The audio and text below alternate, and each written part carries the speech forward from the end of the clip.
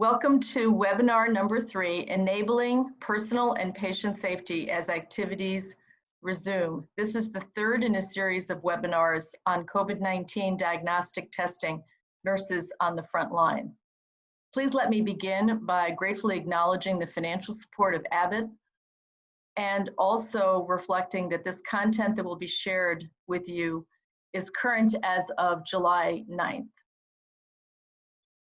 We know that information keeps changing on COVID, and we respectfully identify that there may be new things that you'll be reading about as you listen to this webinar. Today's presenters are Professor Bill Duffy. Bill is the director for the Masters of Science degree, Nursing and Healthcare Administration at Loyola University of Chicago, Marcella Niehoff School of Nursing, and myself, Dr. Ann Scott Bluen, president of PSQ Advisory, and also a faculty member for Bill at the School of Nursing at Loyola.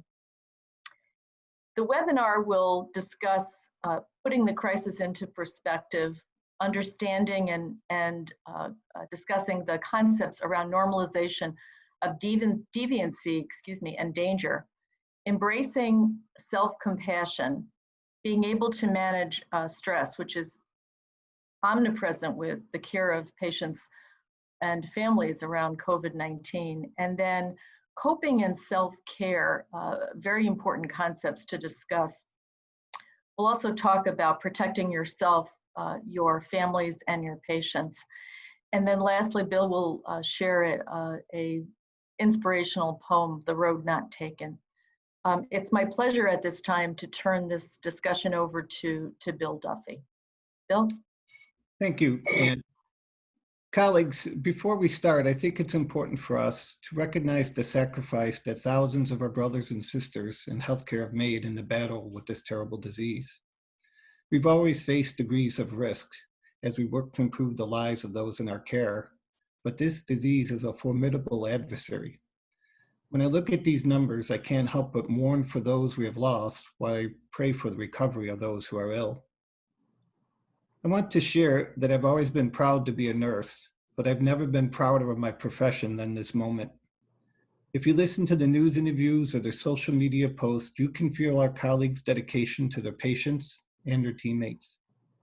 This dedication is the hallmark of our profession, and it has been passed down from generation to generation of nurses. Our colleagues' stories about how they help patients beat this disease or help them pass with dignity spurs memories of the health crisis from my generation. Back in the 80s, when the AIDS epidemic was raging and no one knew what was killing these young men in the prime of their lives, nurses answered that call as well by volunteering to work on dedicated AIDS units or to assist in surgical biopsies and bronchoscopies to help identify what was causing this terrible disease. There was a sense of fear back then as well, but like today, we kept that fear in check and we beat back that virus like we will beat back this virus. The key for all of us is to find ways to ensure our health while we work to improve the health of those that we serve.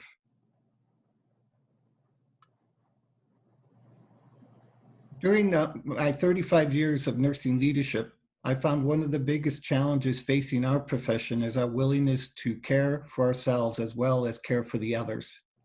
Our commitment to give of ourselves while not giving to ourselves has caused nurses to burn out or to be so tired they can make a mistake.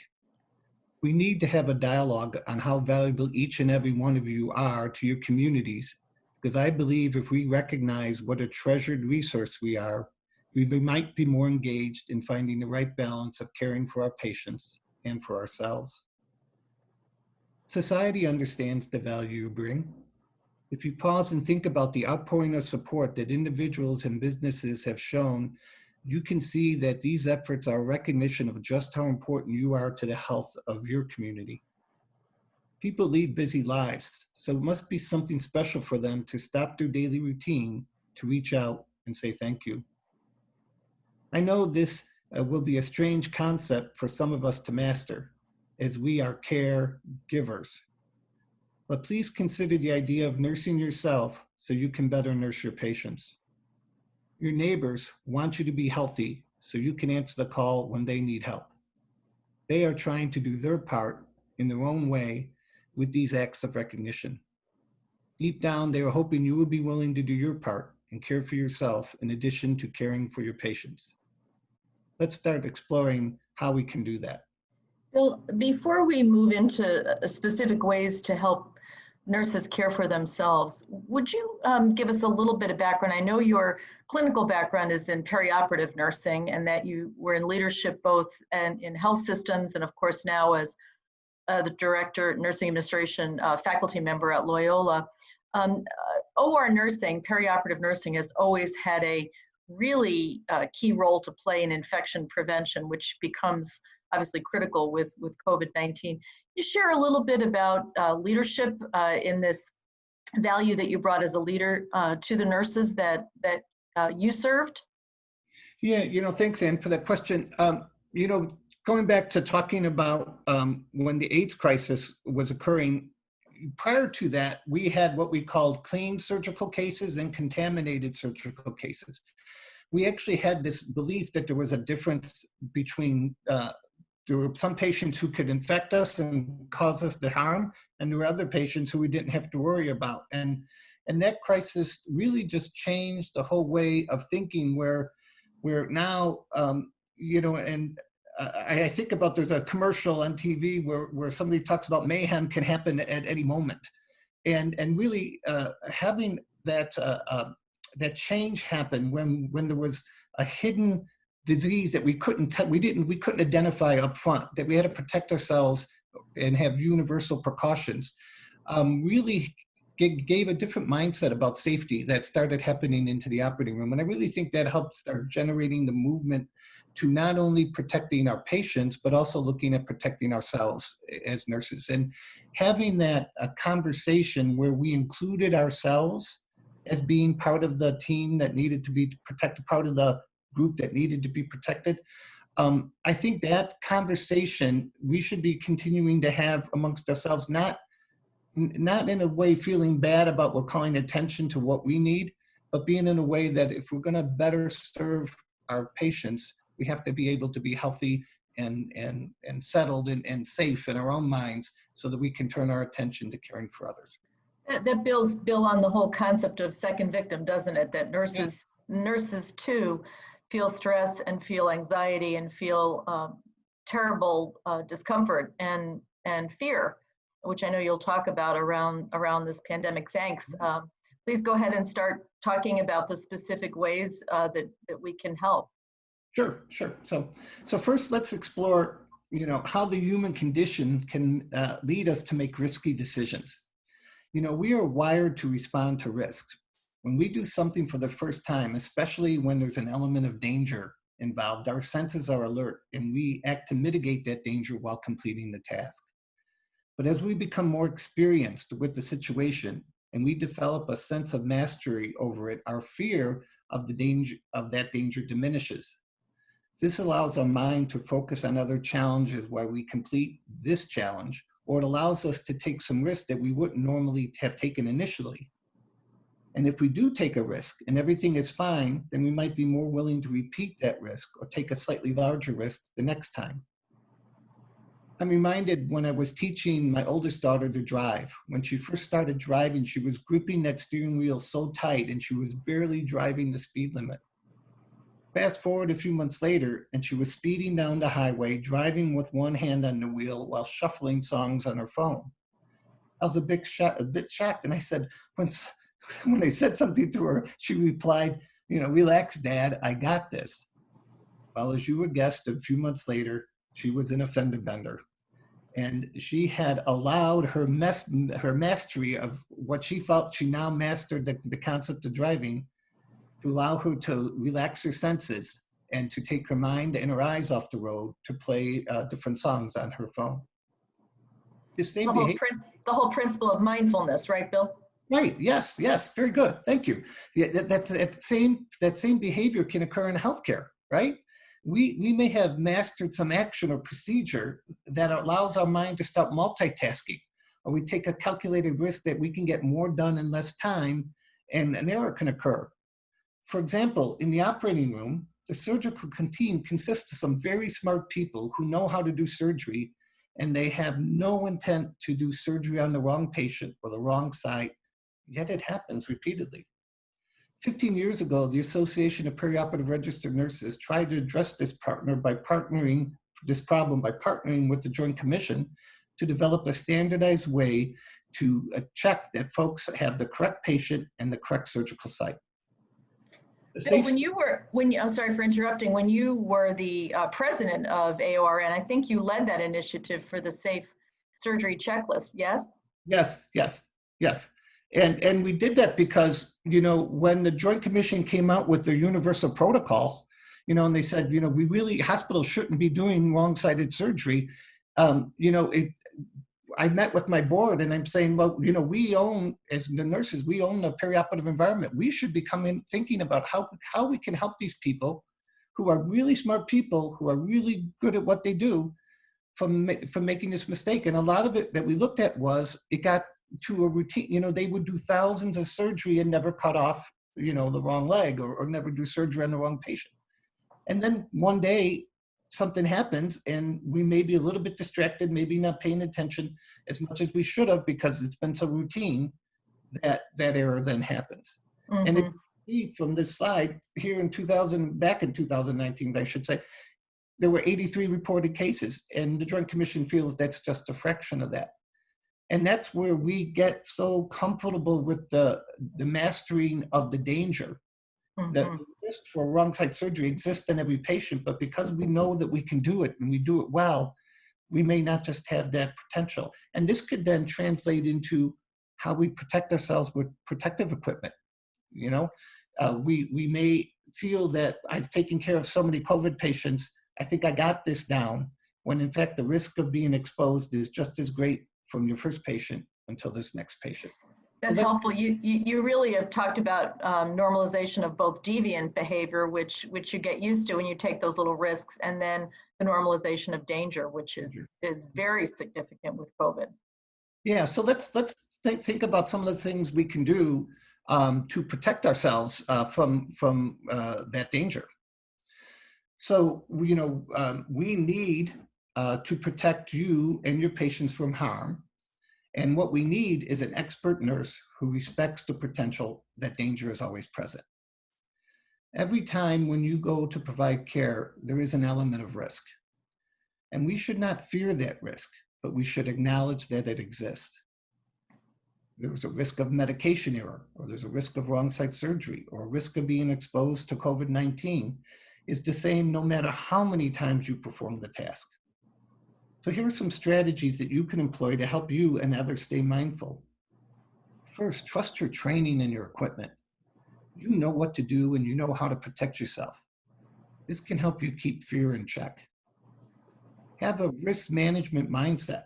This can help you avoid seeing routines or tasks and instead see opportunities for exposures.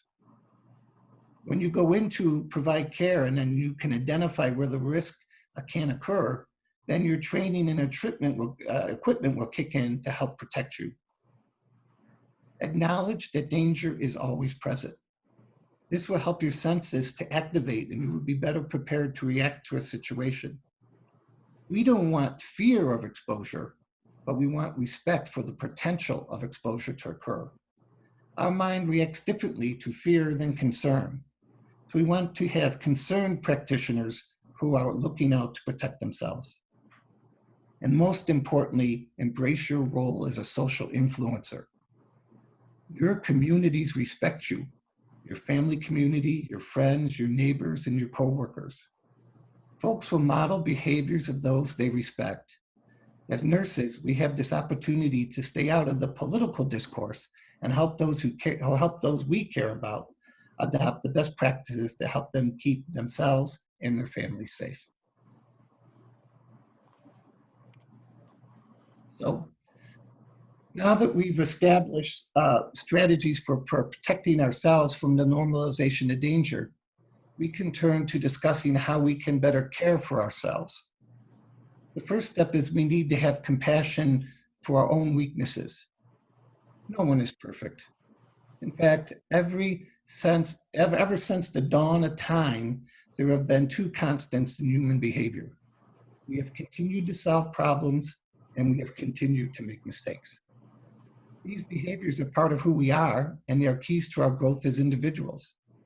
At times, though, we can be our own worst critic. Especially in a time of crisis, we may turn our attention inward and look at our own flaws and deficiencies, and why we may not have been able to save a patient, or why we may not have been able to do what we wanted to achieve in the day, in the time that we had in the day. This is not a good situation for you or for your patients. We need to have as much compassion for ourselves as we do for others. We need to appreciate that many of us have made similar mistakes. I still remember my first medication error like it was yesterday. And I would share that error with nurses on my staff when we reviewed their medication errors. I wanted to show my colleagues compassion so that they could be compassionate with themselves. So if you find yourself self-doubting, here are some simple steps to take to refocus your mindset. When you are in a crisis, slow your breathing. Breathing is really key to help settle you and your mind and your body. As you gain control of your breathing, your body will respond, which can help your mind settle and allow your higher brain functions to return. Then give yourself a self-talk. Speak to the value you know you bring. Be your own cheerleader. We all have value, but we are not used to drawing attention to ourselves. But this is you talking to you, and you let yourself know how you make a difference because you know how you make a difference. Also accept support and compassion from others. It's not a sign of weakness to get some recognition. Letting others show support further reinforces your psyche that you have value and that in fact others care about you. In non-crisis situations, be your own best friend again. Imagine you are talking to someone you care about who has a problem similar to yours. Have a mental conversation with that person and share with him or her the advice you would give them. Then change the image from your friend to yourself and consider the advice you just shared. Now you are your own best friends with some solid advice from someone you can trust. So I would also encourage you to try practicing these methods when you have time, so that when self-doubts arise in the workplace, you can have a strategy that you're comfortable with in place to help mitigate that self-doubt and allow you to again refocus on caring for your patients. Bill, I know one of the things that I used to do in really stressful situations with my clinical background in OB and pediatrics was to repeat the word to myself, calm, over and over again. And it did seem to do what you're suggesting, to sort of reduce my feelings of anxiety and tension and allow me to refocus and to use my good clinical thinking. Yeah, I think that's great because, and also I think the forgiveness factor in the sense of forgiving ourselves for not being perfect. Mm-hmm. There is no one who hasn't made a mistake, and so the fact that I would tell my staff, it's not what happened, it's what you do about it. So if you learn and grow from something, then you have the chance to really be a stronger practitioner. So don't beat yourself up, but take that opportunity to give yourself a break and to say, how can I grow and be better than this? And that's how we do is over the history of human life, is that when there was a problem, we figured out how we can fix it and make things better, and then we continue to advance as a society. So let's move now to talking about stress. And we all know through our nursing education that stress is not only a silent killer, but it's a strategic killer, in that it interferes with our ability not only to help others because we're under stress and we may not be thinking correctly, it also then impacts on our own health. And so we know stress interferes with memory and learning. It lowers your immune function. It decreases our bone density, increases blood pressure and cholesterol. So if you are unable to manage your stress, you have a higher risk of dying from stress-related ailments. So also, stress is has the ability to activate the one last remaining organ from our primitive ancestors, and that's the amygdala. The amygdala is in our base of our brain, where it controls our response to threats, stress, fear, danger. And that response is, when it hijacks our thinking, is that all the thinking comes down to our basic survival skills, and all our higher brain problem solving functions are shut down. And so we get into this fight or flight response mode. And when we have that happen, if we have a hijack situation happen at work, then we're not serving ourselves or our patients well, because we're in this mode to protect ourselves, and we're not necessarily in the mode of looking out and protecting others around us or our patients. And so this could cause errors from happening, not from any intention, just from the fact that there is a baseline thinking that's happening, as opposed to the higher brain function that we need in our fight against this disease.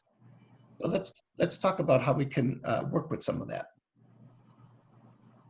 So first thing is physical activity. By keeping our bodies physically active, that improves our ability to get sleep. And sleep helps us balance our body and reset our metabolisms, reduces tensions, and it can help stabilize our mood.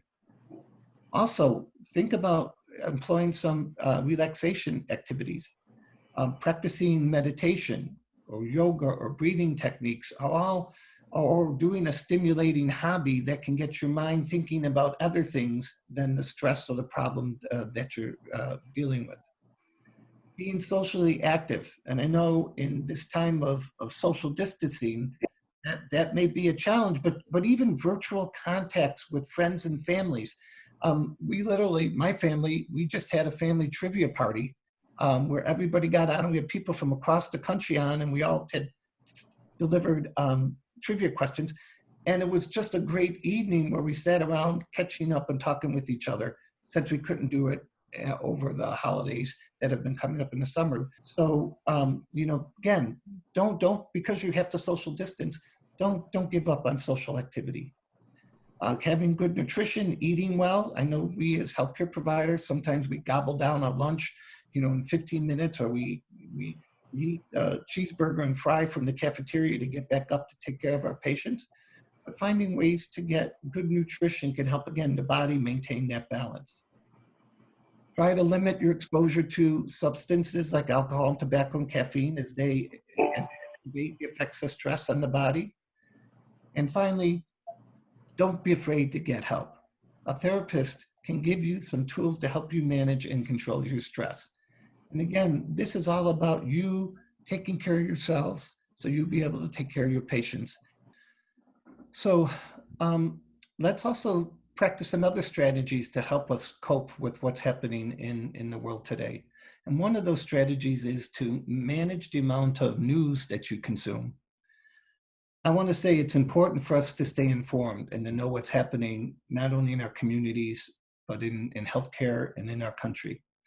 But with the 24 hours news networks that constantly bring information to you, you can get overwhelmed.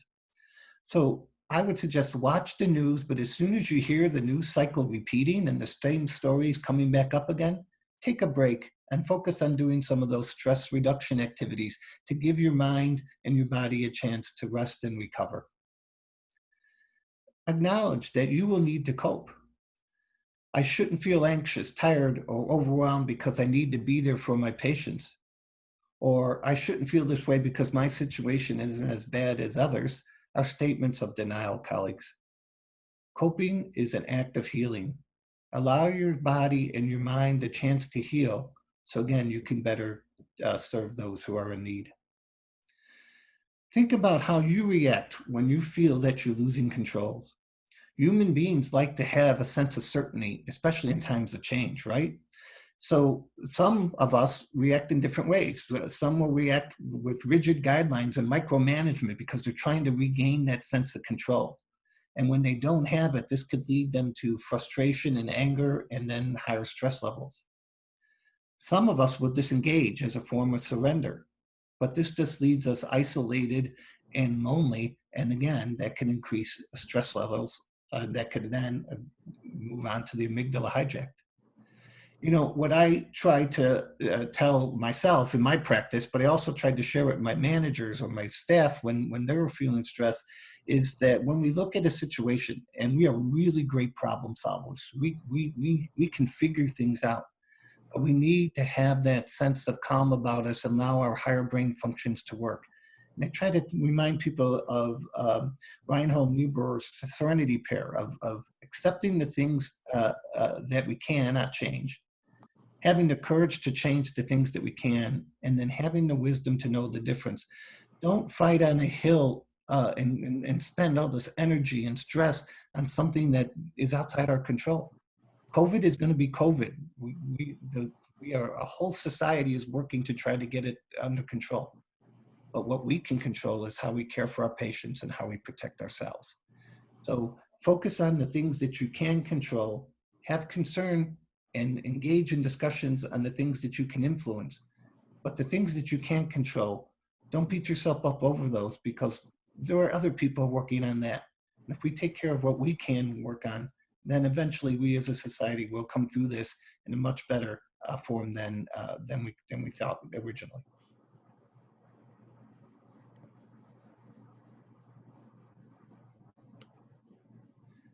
So also be mindful. You can limit anxiety and depression by staying present in the moment. And Ann and I we were referring to that in an earlier slide. And this was something that helped me when I was as a chief nursing officer, and I was dealing with the problems that we had in the hospital. And one of the psychologists that we practiced with said this, and it made so much sense to me. Anxiety is the concern for the future. Depression is thinking about the past. And if we could stay present in the moment, say in the shift that you're working with, or in the time that you have on your unit, or in the patient's room, if you can stay mindful and present in that moment, then that ensures that you only carry the burdens that are limited to that moment, so that it can allow you to more effectively practice on safe practice techniques and more effectively on caring for your patients. So don't let your mind worry about something that happened in the past or something that may happen in the future. Try to stay mindful in the moment, and that can limit the ability that stress could have on your body. So commit to those improvements that we talked about with sleep and and nutrition and exercise. There's no magic pill, but a little bit each day can make the difference. During the lockdown, when we closed down, every day my wife and I would, when she was off from the hospital, we would go for a walk. And, you know, it was just a walk every day, but I've lost 10 pounds. And I'm like, God, you know, I didn't even try and I lost 10 pounds because I was going out and doing physical activity a little bit each day. And so commit to that and you will see improvements over time. In moments of distress, use some techniques to distract yourself to prevent the amygdala from hijacking your thinking. I always say to my staff, look for time and space away from that stress factor. I remember when a surgeon might have been upset and he was expressing that his concerns during the operating room. I would always look for time and space. I would say, you know what, I'm going to investigate that. I'll get back to you after the case is over. Get back to taking care of Mr. Jones, and I will have an answer for you. And then generally, by the time the surgery was over, his amygdala had stopped firing. He was back to being a rational person. We would engage in discussion and we would get a problem solved. I would never engage with someone who is very concerned while they're trying to take care of another patient, because then they could be focused. So look to gain time and space from someone or from a situation to allow everyone to calm down, and you can get your rational thinking back, and then you can solve the problem together. If you are feeling that you might have a hijack, try to do a quick burst of exercise. Also, studies have shown that chewing gum or maybe sipping something thick like a shake or a smoothie or something through a straw helps relax your body and restores higher brain thinking. Or watching a funny video and laughing, and the act of laughter can help reset and stop the amygdala from taking over your higher brain functions. So work to reset your mindset, and then you can re-engage with your higher brain thinking back restored, and you can solve the problems that we're facing. Finally, embrace your social support networks. As caregivers, we usually give emotional support, but as humans, we need it to help us keep going. Social support is a key to our resilience and recovery as a species. So keep family and friends physically safe, but embrace their love and emotional support, even at a distance. So the Center for Disease Control's Public Health Preparedness and Response, in addition with the National Center for Trauma-Informed Care, developed some training about the role of trauma-informed care during public health emergencies. And I found these 6 principles to be something that can maybe help guide us as individual practitioners who want to take care not only of our patients and ourselves, but also our families. And, the first element was to, let's make sure that we are safe.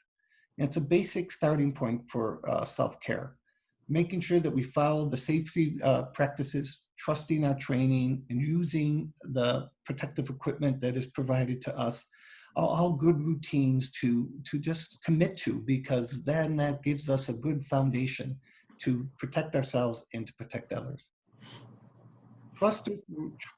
Having a trustworthy and transparent environment where not only if you're a leader to have it with your staff, but also as a coworker to have it with your colleagues, where you can model vulnerability. As I talked about, I would share with someone who committed a medication. I would share that I made a similar mistake, letting them know that they're not different. So help them to stop from beating themselves up. So create that safe space for you and others. If you're working with a colleague who's struggling and is expressing self-doubt, reach out and talk to them and say, hey, I've been there. This is what helped me. Let them know that they are not unique to that situation. If a leader acknowledges a mistake, then that demonstrates that we're all human and people can give each other a break, as opposed to thinking that they need to hold themselves to a higher standard. Participate in group activities. Celebrate successes with your team. If a patient recovers, or if you save someone's life, or you respond to a code, or you help someone pass with dignity, those are things that we should acknowledge with each other and acknowledge the value of the work we do. One of the challenges I think we as professionals is that we diminish the importance of what we do. Every patient that we care for is a unique creation that will never be duplicated again.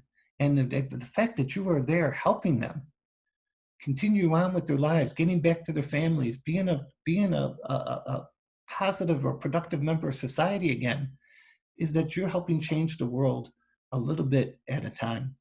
And so we should celebrate those successes with each other. The fact that we know that we got someone home to their loved one, we should give each other that pat on the back. And so accept compassion, give compassion, celebrate the value that we bring. That can help us build that sense of community. As a team, we are much stronger in fighting this disease than as individuals. And so if your team can stay together, and it clearly shows in the videos and the social postings that people are posting, is that those teams are holding together. Nurses are going back to work after just a few hours off because they want to be back there for their teammates. And that's important. But we have to find that balance where we get enough rest so that we can go back and be healthy for them while they are trying to take care of their patients. Gather input, increase discussions, ask your teammates to help you solve problems. One, that can help keep the amygdala from hijacking because you're hearing other perspectives that can help you think about them. But it also increases everyone's sense of ownership and thus control. And the more we feel in control, the less we feel that we're in an uncontrollable situation. So work to say, hey, I have this problem, or can you help me with this IV, or you can help me with this thing, and building that sense of community and then empowerment and getting people to have input makes them feel valued and thus increases that ownership. And then, and this is an important one, especially in this time, is that we all have to recognize what our privilege is. So we have to be what our life situation may be different than what a colleague's may be. We may have a normal family life with no bills, no problems with others, when other of our colleagues may be trying to be a single parent raising someone, or maybe trying to figure out how to pay their bills because of situations that happen in their lives.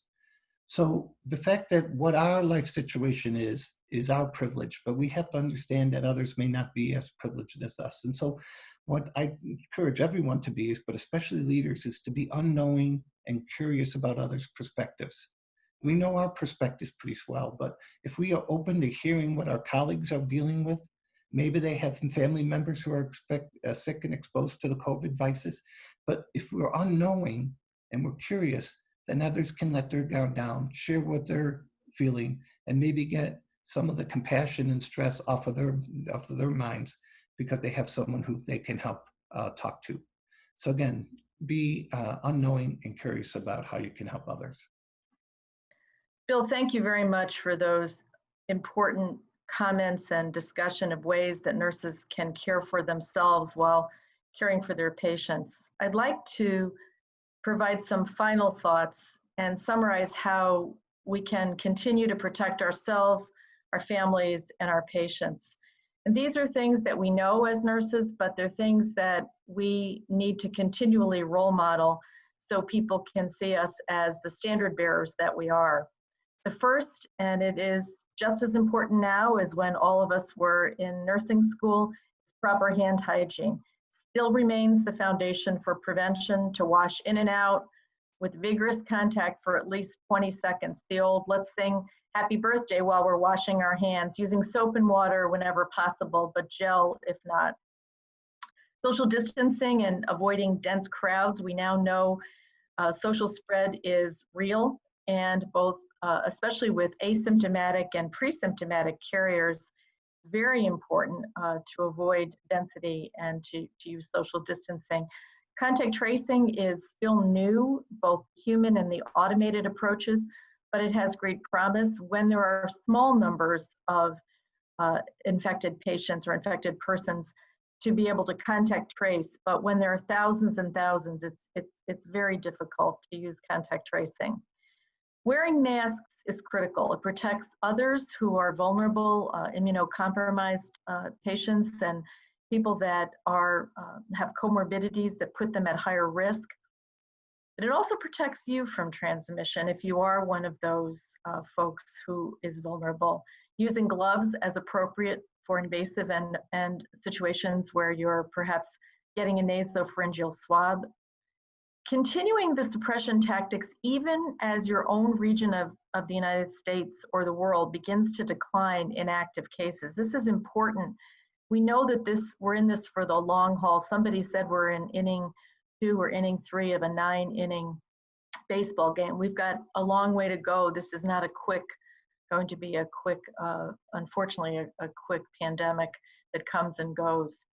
We know that there's lots of work in progress with lots of companies looking for medications for treatment, and importantly, prevention with a vaccine. But until this herd immunity occurs, where more than, they say, they estimate 50, 60, 70% of people either have the antibodies from the virus or a vaccine, high risk and vulnerable people really must be protected. And I can't emphasize enough the importance of being the standard bearer as nurses. People trust us. We are still the most trusted profession in the United States. It comes out time and time again. We must serve as the role models and wear those masks and wash our hands. Our families are watching us, our neighbors are watching us, our patients and their families are watching us. I'd like to now turn back to Bill for a final closing reflection. Hi, thanks, Ann, for that. Those excellent suggestions and reminders on how we can help keep both ourselves and those around us safe. Colleagues, I want to share with you as we close a poem that was given to me when I made the decision to become a nurse. And when I got it, I was 20 years old and I really didn't quite understand it. But as I matured in my practice and in my knowledge, I realized that this gift was something that really spoke to what we do as nurses. And it's Robert Frost's poem, A Road Not Taken. And what Frost talks about here is that he's walking through a wood and he comes to this path where the path goes in two different directions. And he's trying to decide which path to take. And he thinks, oh, I'll take this one path and then maybe I'll come back and take the other on a different day. But as he then says in the poem, he realizes that's not going to happen. And I just, let me read the last end of the poem here. It says, yet knowing how way leads on to way, I doubt if I ever should ever come back. I shall be telling this with a sigh, somewhere ages and ages hence. Two roads diverged in a wood, and I took the one less traveled by, and that has made all the difference. Colleagues, at some point in your lives, you came to a fork in the road and you chose the path of nursing. And that choice has made all the difference for those who you are serving. I think people seeking healthcare and going through a disease and a crisis is probably one of the most dehumanizing times in someone's life. And we are there to not only provide them with quality care, but you help them feel somewhat more human in this time when there's so much fear and anxiety and death sometimes that they have to experience. And we help people through those transitions, either back to health or through a comfortable passing. And maybe 0.1% of the world's population get to help people in the most desperate moments of their lives. And so I want to thank you for choosing to take the road not less traveled, to choosing to be there and help these individual creations get back to their loved ones, get back to society, help us continue to improve as a nation and as a country. And just thank you. Bill, thank you very much for that closing reflection. And to everyone listening in, thank you for taking the time. Please take care of yourself. Goodbye.